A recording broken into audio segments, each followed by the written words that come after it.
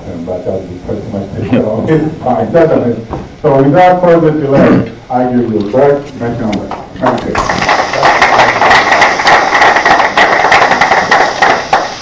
I think I'm going to try and get away without the microphone. When I was teaching, I remember that at the end of the day, the teachers in the rooms on either side used to come and say, I really enjoyed your talk to your class today. So I was in India last year. I made 2 trips to India and spent about 6 weeks there altogether. And about the second week I was there, somebody said to me in a seminar, he said, so Mr. McKinley, how would you fix Bombay? And now you have to really have been to Bombay to even get a sense of what kind of a question that is. I mean, there's nothing you could ever see in a movie and all that to really grasp the significance of that question. Well, I apologize to you because today I've decided to pick a topic that's even tougher, and that has to do with the educational system. And I promised Tom today, I said if they'll have me back after this talk, the next time I come, I'll do 20 minutes on marketing and sales and management, and I will give you in those 20 minutes, I guarantee you, that each and every one of you will walk out of here with something that you can go back to your work and use that day. So that will be my, what should we say, my penance, my dispense for this, because education is the topic. Although I taught for 10 years, it was really, I taught a year, quit and discussed, then came back and taught another year, and then quit and discussed and taught another year. And so altogether I managed to cram in 10 years over quite a long period of time. And I have to say that I was in trouble every single year that I taught. And so I'm going to start with just a summing up as to what I feel are some of the core problems in education. And then I'm just going to tell you the story of my life as a teacher. And I hope that the stories will somehow touch on these points. The first assumption is Mark Twain said it the best. He said, you know, it's not what we don't know that gets us in trouble. It's what we know that ain't so that gets us in trouble. And today the assumptions regarding the kids in the schools are, to me, very, very much off base. And I'm going to tell you some stories upon which I base that. And then the other thing is the expectations. What we expect of kids is all we'll ever get. It's the same with ourselves. What we expect of ourselves, we're never going to do any more than what our own expectations are. Children tend to rise to the occasion, but if you have, your assumptions are that there are expectations that are unrealistic for a given child, you will never expect that of him. And if you don't, he's got to do what he's going to do in spite of it. And then the last is what I call communalization, which is this thing about it where everybody has to be the same. And I'm going to, I want to tell you my bias, because everybody has a bias, and it's where the passion that I feel about this subject comes from. While I was in college, I delivered my own twin daughters, not necessarily by choice, but I was up all night every night for 30 days with them. Of course, I was in the middle of finals. I was starting graduate school. It was, it's parenthood, I guess. And I was standing one night looking down at my daughter, and I had what you'd have to call a religious experience, although I'm not a religious, quote, person. I am very much a very spiritual person. And so I sat down and I wrote a poem, which I probably will not get because I just found it the other day as I was getting ready for this talk.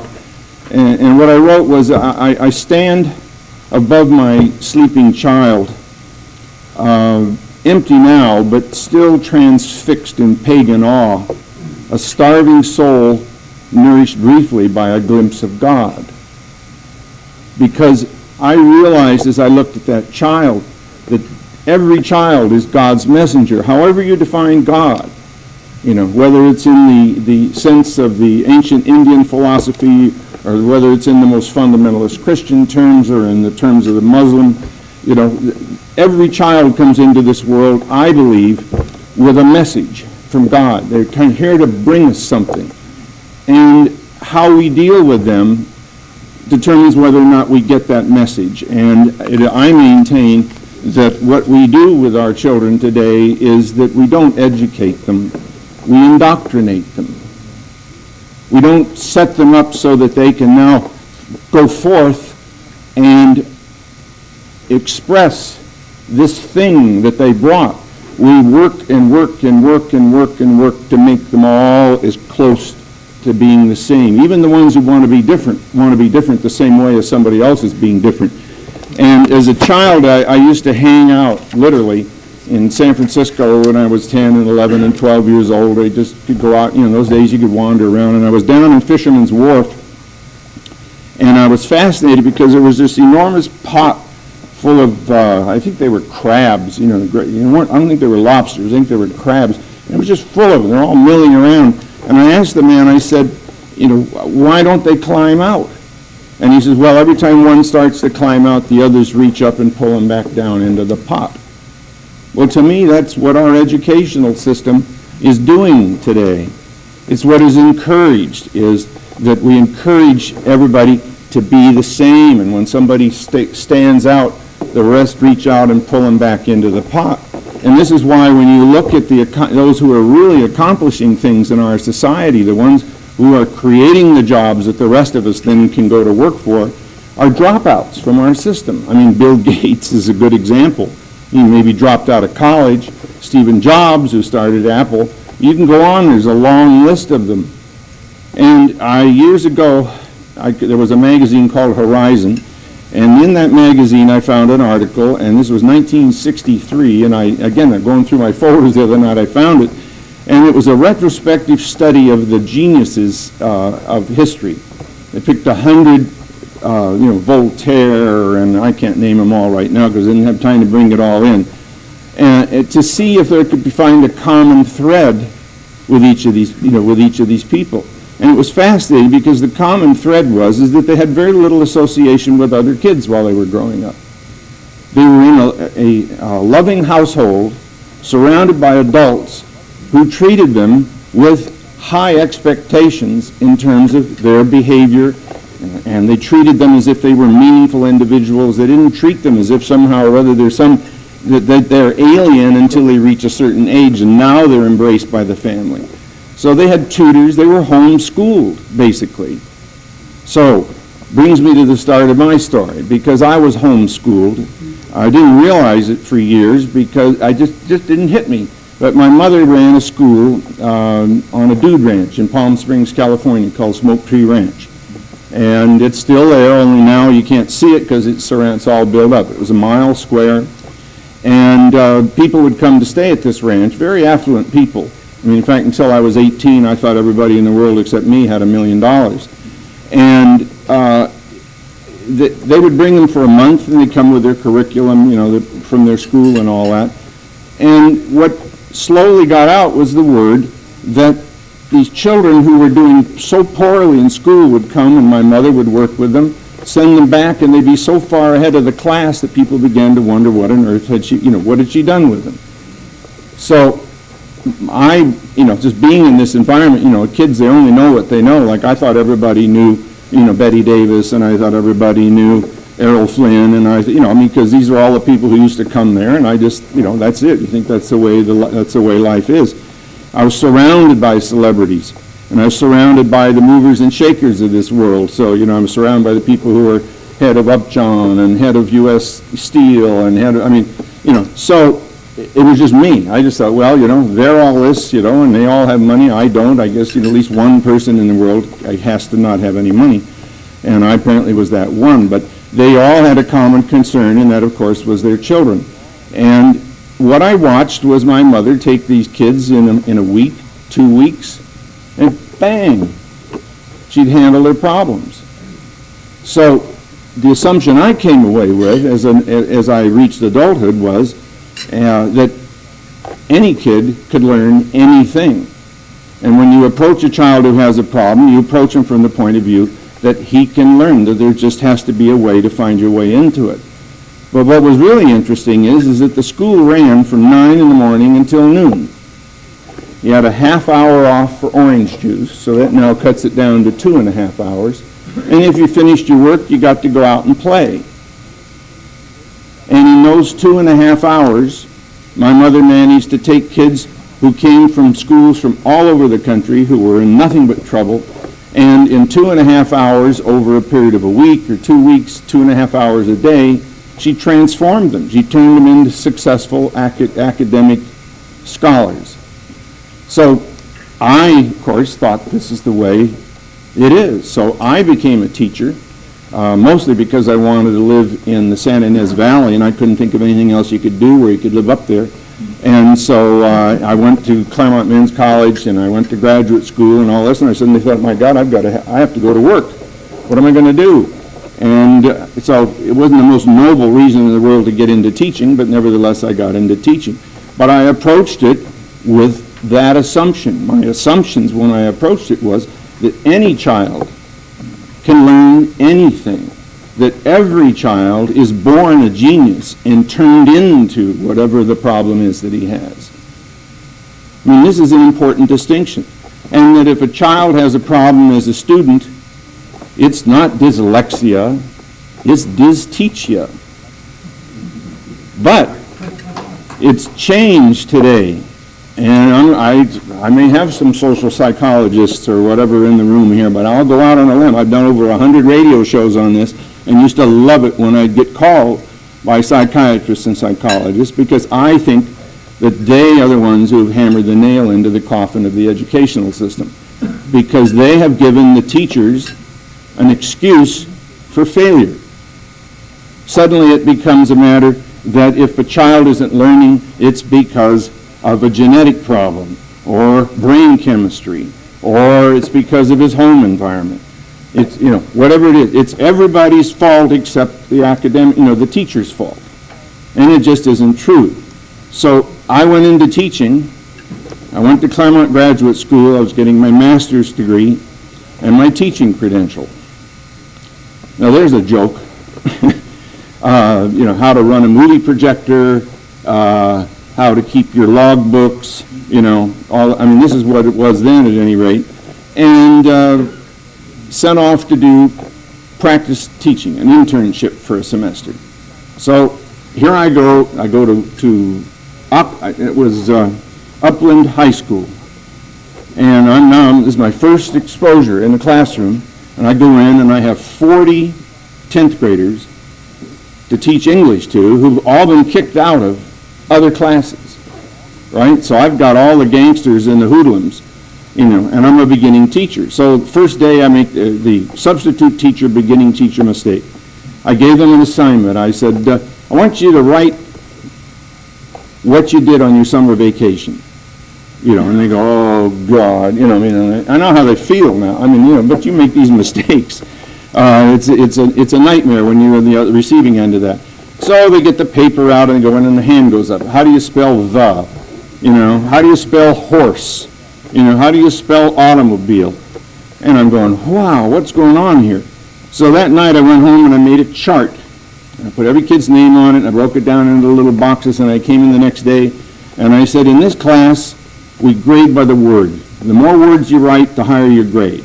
We don't mark off for spelling. We don't mark off for punctuation. All we want is for you to write. They took off. Writing, counting. Put 100 years, counting like this. I got the most fascinating stories out of those kids, because that's what it's all about. We've lost our perspective. Spelling's not a subject. It's a subject that teaches non-communication, because child starts off in the 3rd grade, he has something to say, he says it, and the teacher says, you spelled that word wrong. Well, the world's full of people who can spell, but it isn't full of people who have anything to say.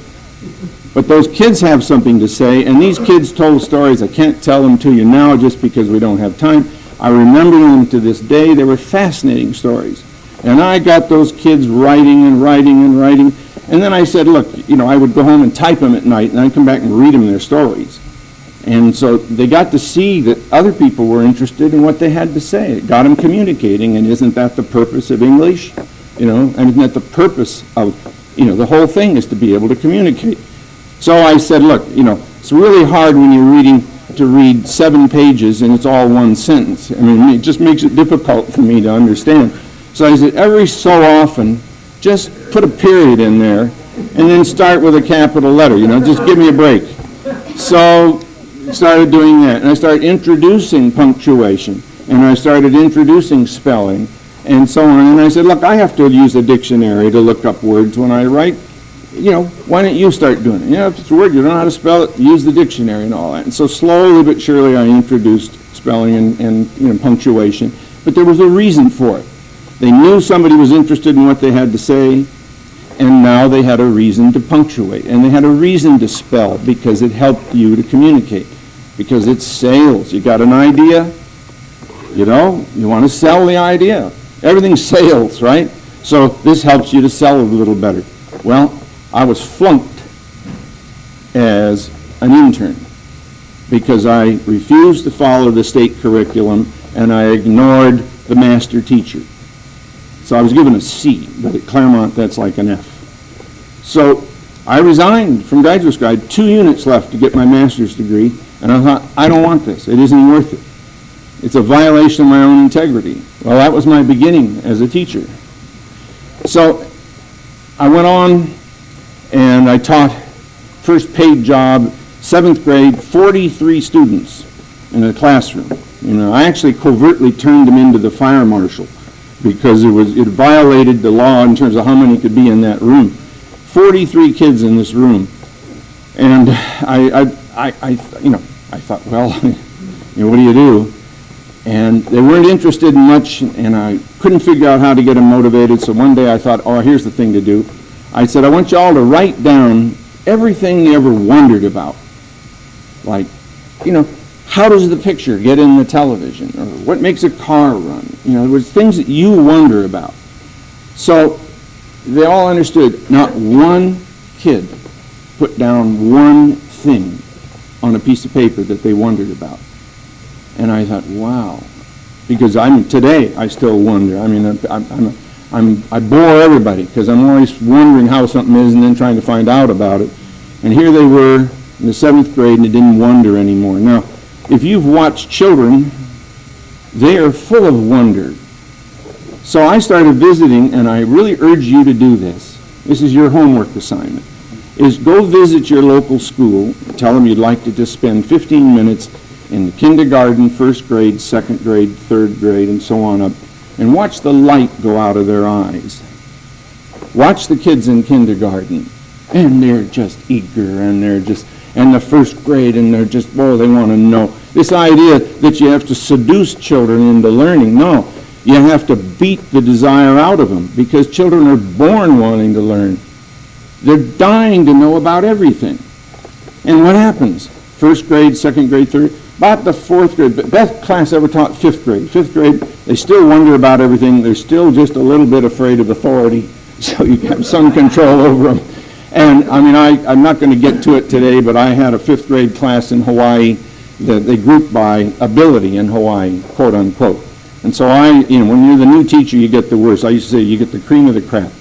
And so I had a class, it was the slowest class. And I was fired from that school at the end of the 1st semester because I sent for the 6th grade math book because the kids had finished the 5th grade. And they said, well, how could you do that? You've got the slow class. Well, it was because I don't buy that. I don't buy that there's such a thing as a slow kid. And what I had done was something that I had learned to do out of desperation. I ran every class. I found each kid. I found exactly what it was that turned him on in life. And I built his little study curriculum around his interests. So if his interest was the Beatles, I found a way for him to study the same stuff around the Beatles. It would wear you out. So what I did with these 5th graders was, first thing was, I took away all their books and made them sit in the back of the room and learn the multiplication tables, and I said, you don't get to do anything else until you learn them, because there are no shortcuts. How do I know? Because my mother made me do it, and I tried everything. I tried crying, I tried whining, I tried, to not be able to do it, and she just said, nope, you just sit out there and learn those flashcards until you learn them. And I had to be able to learn them at a certain speed, and when I did it, that was it.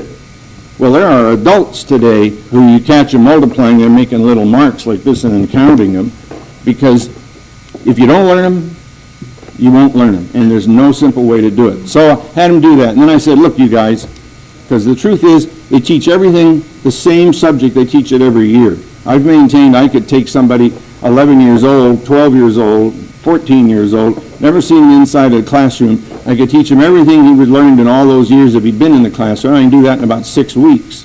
So I don't know what they're doing the rest of the time. But at any rate, these kids, I said, here, I hated math when I was in school, and what I hated was they gave me a homework assignment, and I went home, and I didn't know whether I was doing it right or wrong. Then you turned it in, and a week after you turned it in, you got it back, and it was wrong. So that means all the time in between you're doing it wrong. So I said, here's the teacher's manual, and I said, here's your books, and I said, work as fast as you want. When you finish this 5th grade math book, I'll put you in algebra. And so I said, what I want is every Friday you give me a little card with your name on it. You tell me what page you're on in the book. And I get to spot check you. If you say you're on page 47, if I go to page 7, and I check you out on that, and if you can't do it, you go back to page 7 and you work forward again. And I said, and if you ever ask me a question, I said, if I can't find the answer to that question in your book, it's going to cost you $1 in the kitty for a class party. I said, I will not use the teacher's manual. If you can't figure it out from your book, then I shouldn't be able to look in the teacher's manual. But I said, here's the teacher's manual. Work together. The answers are there. If you can do 4 long division problems and get them right, don't do any more. What's the point? Why do 30 and 40 and 50 and hand them in as homework, and busy work? So work at your own speed. Well, these kids, they worked in class. They took the book home, and they did it. I mean, they finished the book.